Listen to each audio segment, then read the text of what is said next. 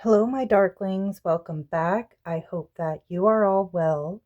And today I just wanted to share with you my favorite decks of 2025 so far.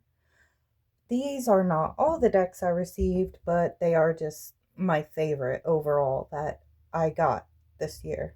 And I will tell you why for each.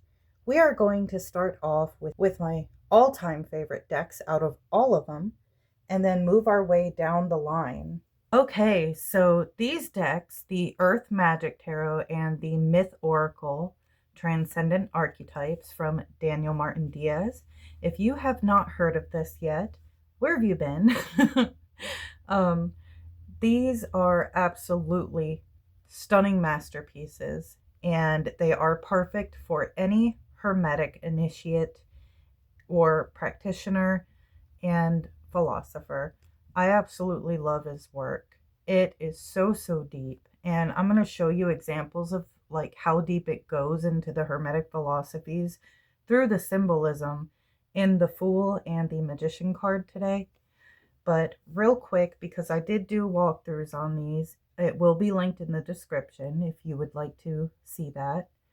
But the book, highly informational, and he goes over a lot of the symbology. The book is just fabulous. It is amazing. And as far as the decks go, I'm very in love with them because they are a huge part of a lot of things that I practice, look into, and believe, and use in my symbolic work. Not only try to, in day-to-day life, identify the symbolism in my own journey, but also in magical workings, like lately stepping into the alchemical abyss, Negredo. It is amazing. It is everything an occultist could want on either, any, or all paths. I absolutely love it. We're not going to spend too much time going all the way through this because I do want to go over the main reason why I love his work, which is going to take a moment, because I'm going to show you some of the depth of the symbology in his deck that I have discovered because I have been studying this deck in my spare time. I'm going to show you the Myth Oracle, which I love equally. I swear there isn't anything that this man could do that I would not love. Look at this. So the symbology is definitely in this oracle deck as well. A lot of the suns, a lot of stars, etc. The Myth Oracle explores a lot of different archetypes that are found in myths and such. I find it absolutely amazing as well. I love that Awakening card. This oracle deck is my favorite.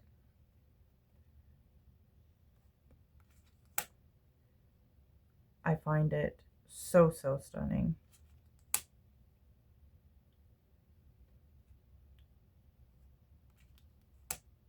Right?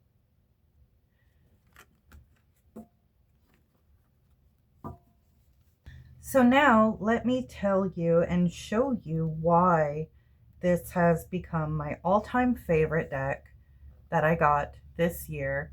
Well, decks. But we're going to use the example in the tarot deck, the Earth Magic Tarot deck, using the Fool and the Magician. So I'm going to read you what he has in the book from the Fool, and then I'm going to give you some other interpretations or depths in some of the symbols in the card that I've uncovered or felt like is the interpretation from what I see or pick up in them. And this is mainly the reason why I love and recommend this work so much, because it's deeper than what you see at first glance. So the Fool card of spontaneity, encouragement, and naivety, curiosity, and initiation, adventure, and risk-taking without fear in your heart. The Fool is the reckless, all-or-nothing character of the tarot and is, in a sense, also relatively innocent, childish, and, of course, extremely foolish. The Fool has no solid plan, but cannot stop themselves from charging forward anyway because it just feels right and exciting. I feel like I live a lot of my life like this, but let's continue. The Fool's attitude will get you started and encourage you to take a leap of faith that you dream of, even if only dreamt of it for a second. The Fool is an empty vessel just waiting to be filled with experiences, teachings, and skills. He welcomes everything new and untried. Hooray for first-time experience, risk-taking, and bold adventures. A downside of the Fool attitude could be a lack of contentment with what they have or where they are. Another pitfall could also be a struggle to maintain relationships, employments, or a steady income. But a Fool will tell you to never worry about these mundane practicalities. Just follow your bliss. Everything will surely work out, and the solutions will appear out of the blue. Go on to say in the book, as a mythological creature, a fox, which that's a huge symbol for me in this. So the fox is a perfect companion for the Fool. As the master of quick thinking and adaptability, the fox always finds a swift solution around obstacles, resourceful and sometimes even cunning. The fox is great guide when facing tricky situations on an adventurous path. The fox is also like the Fool, an opportunist, suffering from a severe case of wanderlust that loves to take chances and venture into the unknown.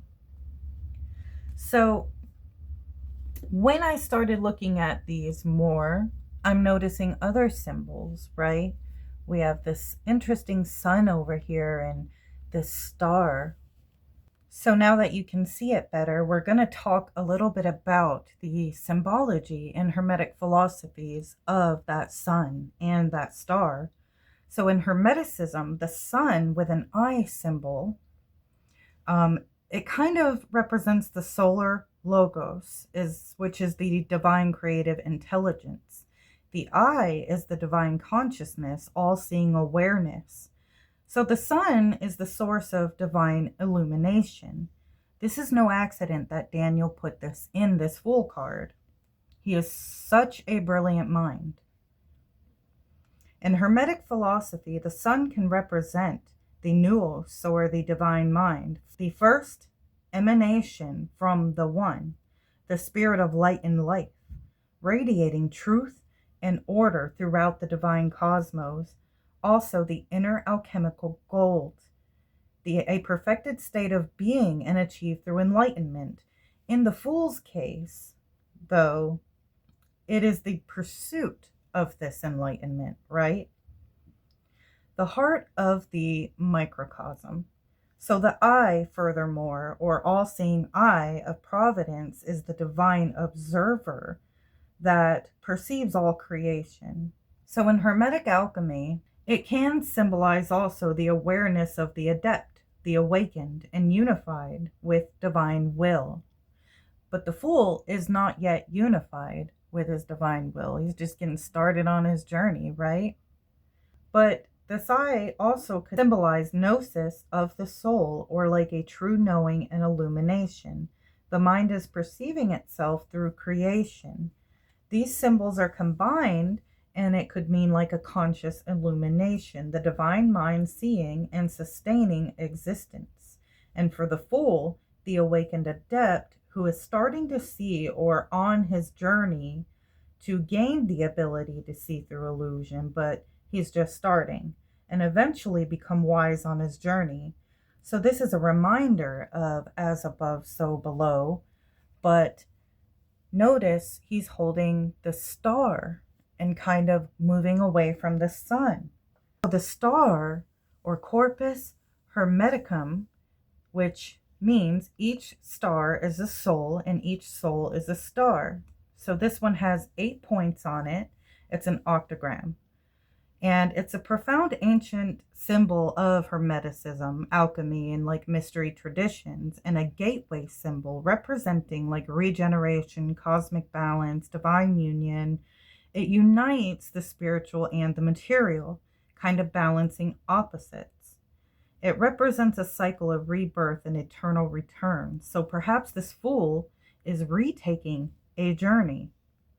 In Hermetic philosophy, it's often related to the eighth sphere beyond the seven planetary spheres, originally related to like Ishtar and Inanna. Hermetics later adopted this, and it is a symbol of the soul's descent into matter and the return to spirit, which is how I look at the fool. Eventually, the fool will die to illusion on its journey. And the illusion is all of the risky stuff and all of the imbalanced things that David mentioned in his book about this fool. So essentially, the fool will be reborn in divine truth. This symbolizes the fool's start of his great work. The star is over expanding, showing enlightenment is not static, but it's a continuation of our magnum opus. Each point can represent like one could be spirit, matter, life, death, time, space, soul, and eternity. So you can kind of start seeing the depth of all of the symbolism that Daniel put into these cards for anybody who practices Hermeticism, alchemy, deep occult concepts or ideas. This deck is a treasure trove.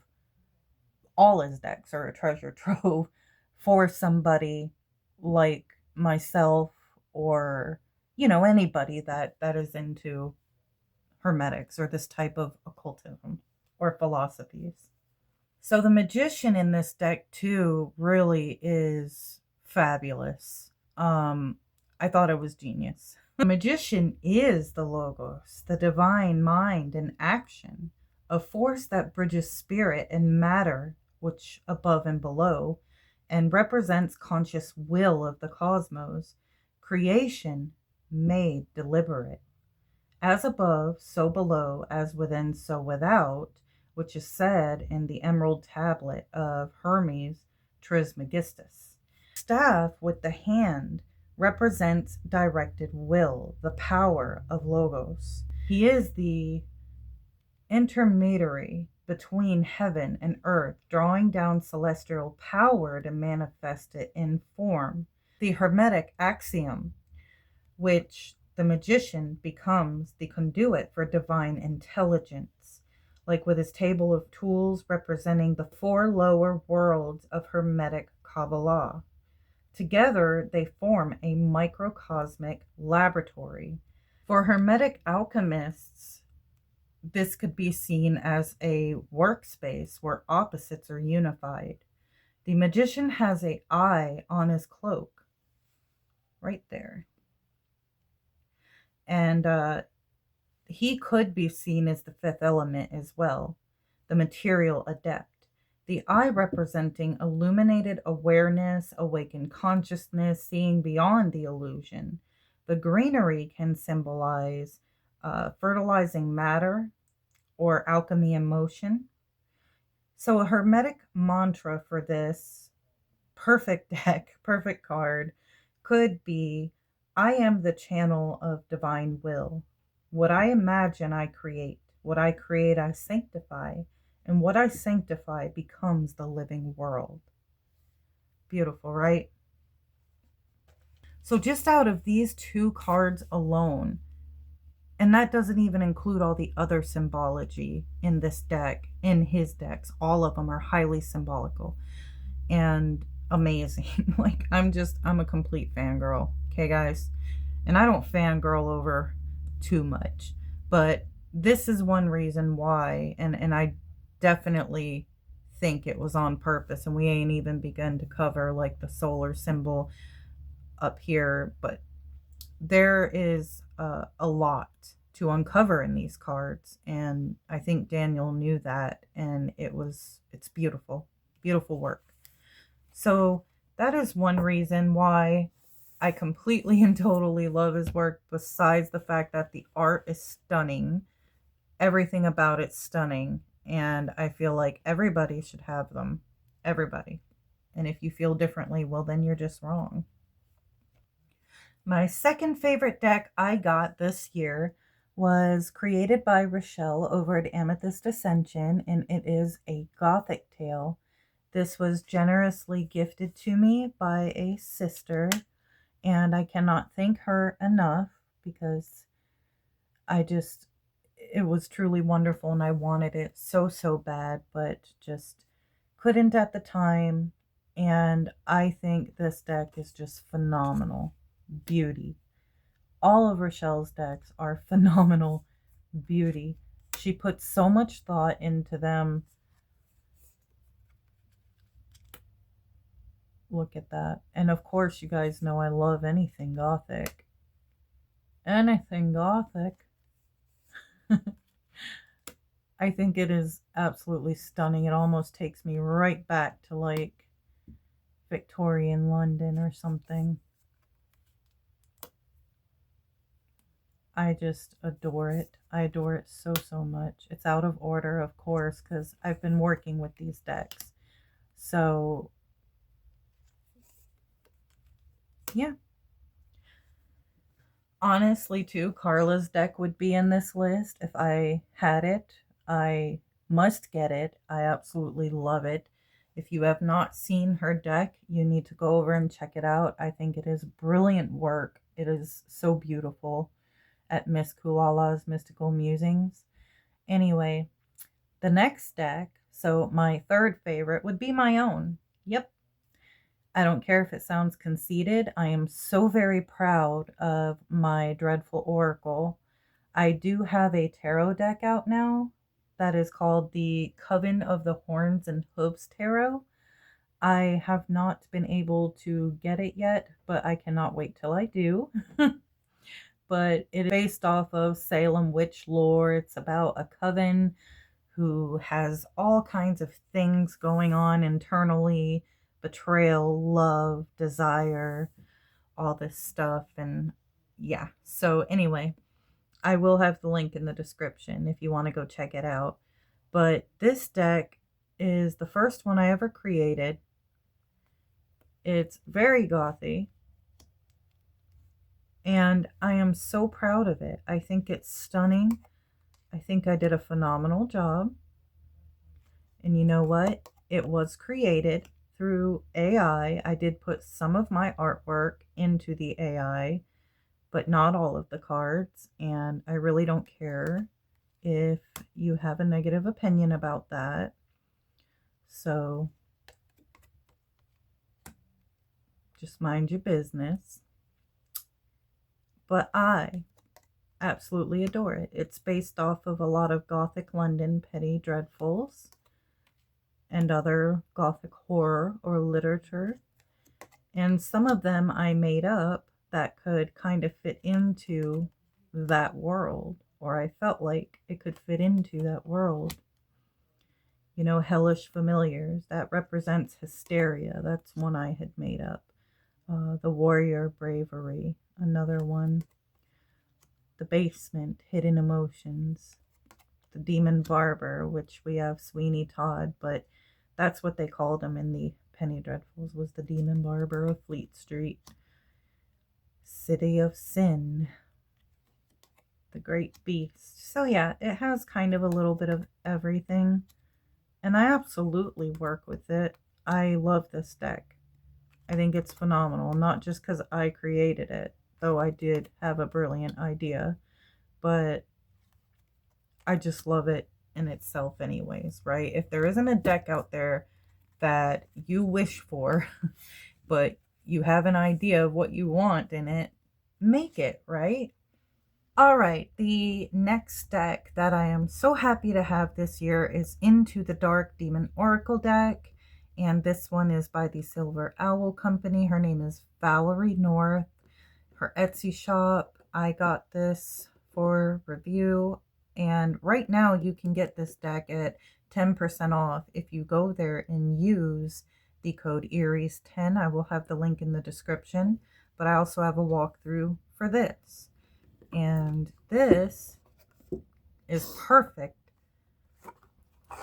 for anybody who works with daemons. So Valerie had gotten a vision and created this deck, and she contacted each entity and she got their opinions on how they wanted to be shown to the world. And all of the colors in this deck also corresponds with her work with them. So I think this deck is absolutely fantastic with the messages on it and the keywords. They're perfect for clarifiers. They are perfect to add to a tarot reading. So it isn't just your run-of-the-mill demon deck, same information that's been recycled. And it's also not just sigils left for you to interpret, but she has great interpretations on the cards. So this ended up being one of my beautiful favorites for this year.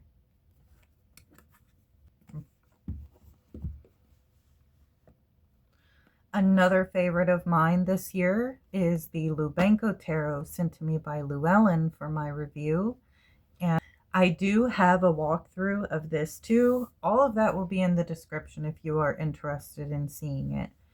But I work with this one a lot. I absolutely adore this deck.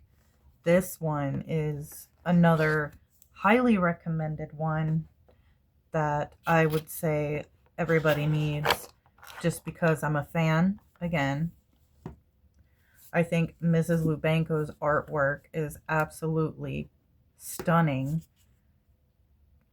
This deck has probably my favorite devil card ever in it. I find the art just, it's phenomenal. The symbology in it too. Darkly delicious. It has 3 lovers cards in it too. Look at that. It is just gorgeous and one of my favorites. Let me tell you, the readings I've gotten out of this deck too have been phenomenal and very, very enlightening and eye-opening. I feel like this will be another deck that I can truly depend on for readings. It's just stunning, guys. Absolutely stunning. Yeah. I find her mind fascinating, her artistic mind. So this is one I won in a giveaway that Carla over at Miss Kulala's Mystical Musings was doing. This one is Healing the Inner Child Oracle. This is another favorite of mine that I got. Look at that box. Isn't it gorgeous? Comes with an amazing book. But the cards themselves are stunning and amazing for healing work. And this also could go beautifully with her deck. Oh my goodness. Like, anyway, I absolutely love this. I think it's great. I wasn't sure at first if I would vibe with it because you know me, you know the decks I normally like that are in my niche. But this completely does resonate with me. I think this is a absolutely stunning deck, and it really can help with healing work, soul work, inner child work, shadow work.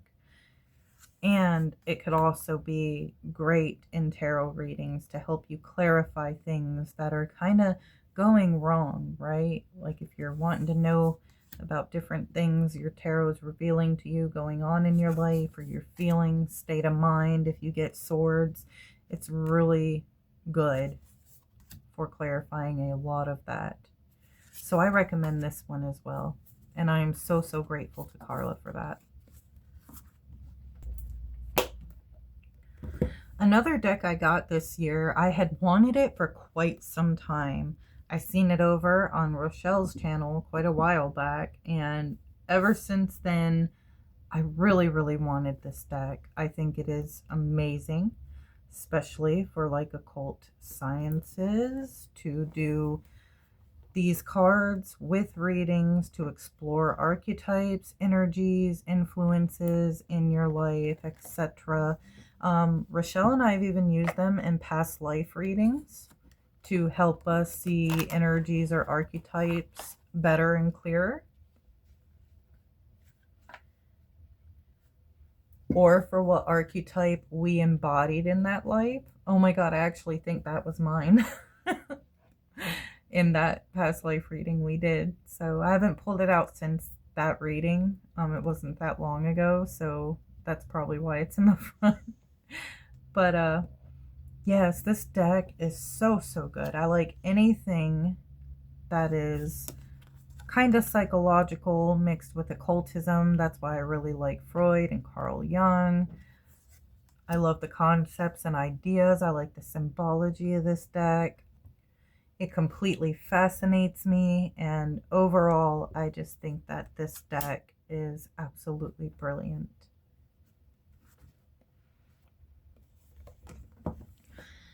Another favorite I got this year is Journey of a Lonely Soul Oracle. This one, oh my gosh, you guys, it is everything deliciously and delectably dark as well.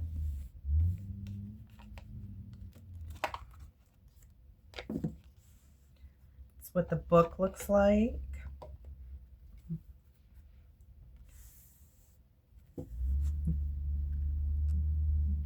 You guys, I absolutely love the art of this deck and its entire vibe and energy. Look at that. Look at those backs, right? Kind of gothy. I mean, cathedral in the woods, right? Twilight Nocturne. Cradled by the Sky. I think those titles are just, those title keywords, they're just amazing. But I do love the interesting, awkward, and weird positions that you find these archetypes in this. Architect of the Unseen. Look at that. It really makes you think. It helps you gain different perspectives outside of its beautiful Gothic beauty.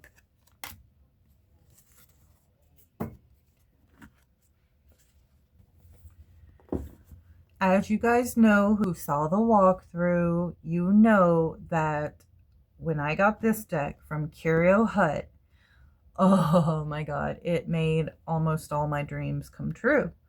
I absolutely adore this deck, okay? Mother Mort's Carnival 1897 Oracle deck.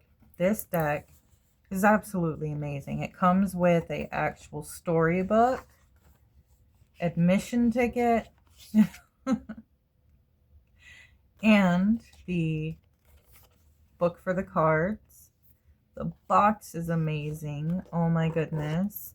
The cards are amazing and perfect for spooky season. I love that green gilding on the side there. And I love the cool little reflectiveness in the cards. It's just such a cool friggin' deck. And it is so me, right? It's so my Darklings, right? I know you guys love it. But absolutely stunning deck. I was so stoked, and I fell in love. It was like love at first sight. I couldn't help myself. Yes, yes. So Curio Hut will also be in the description. They are an amazing little Etsy shop and a great website where you can find multiple companies' decks all in one area. So if they're sold out, I would check there. And you can also find some of their work on there, the sigil self, and some awesome altar cards. That walkthrough will also be in the description. Arsenic Jane, she's my favorite. Well, one of them.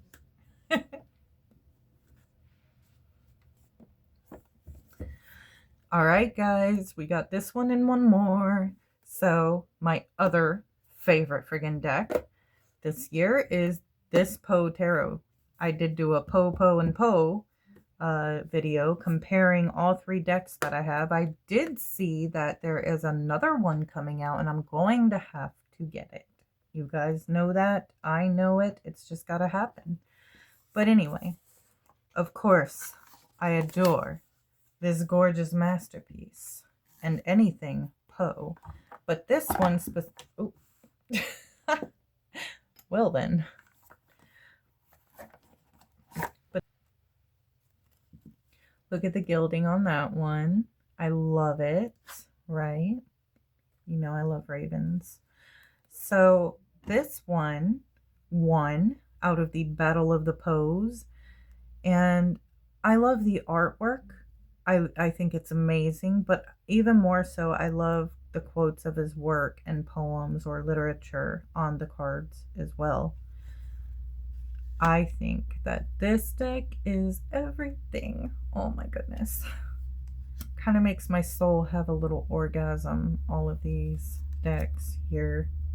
So, yes, I love them.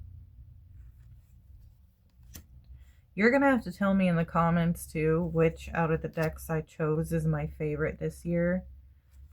Would have been yours if you had to choose between them. So stunning, right? Right? You know I'm right. Come on, just admit it. All right, my beauties, the last one I have for now is the Norse Goddess Rune Oracle. This is a Blue Angel deck, and I absolutely love this deck. I picked it up at the comic shop not that long ago. I think it was during my Divine Feminine community collab work. And this is a very feminine deck, but based off of like Norse goddesses and Norse mythology. Here's the back. I love that red on the side. That's amazing. But even more amazing, and I did not expect to like the artwork and the style as much as I really friggin' do. So outside of darker themed decks, one deck you know I will kill for is a Norse themed deck or a feminine deck. Those decks are also close to my heart. So this one I've worked with, it's amazing. Amazing readings, amazing way to connect with some of these archetypes. We have Civ. The art I ended up loving. At first glance, I was not sure how I felt about it. And you know what? It's beautiful. I have determined... Sorry, guys. I've worked with it a lot. But I have determined it is beautiful and stunning. That's one of my favorite cards in this deck of Gullivag. And that is because in the mythos, she went against Odin and he tried to kill and burn her many, many times. And she would not die, right? She was a witch too and a sorceress. So Odin in that myth, I interpret, was running from his divine feminine and unbalanced. And by the end, he ended up integrating his divine feminine with his masculine. And it was just an amazing story of that symbology to me. So yeah, I love this deck so much. So much. It's also got a lot of female archetypes in here that is not talked about widely. You know, you hear of the main Asir and the main Vanir, but you don't hear about all of these every day, and I absolutely love them. So, Eir, I love her.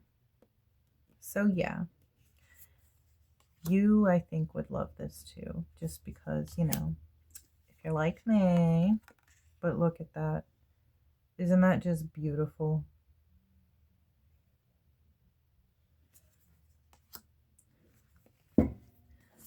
Well, all right, you guys. Them were my favorite decks of 2025 so far.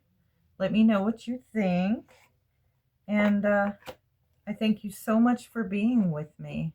And I appreciate you joining and listening to me because I was just so excited over these and thinking about all the beautiful decks I've gotten so far this year. And I just wanted to share it. So I love you so much, and I will see you soon.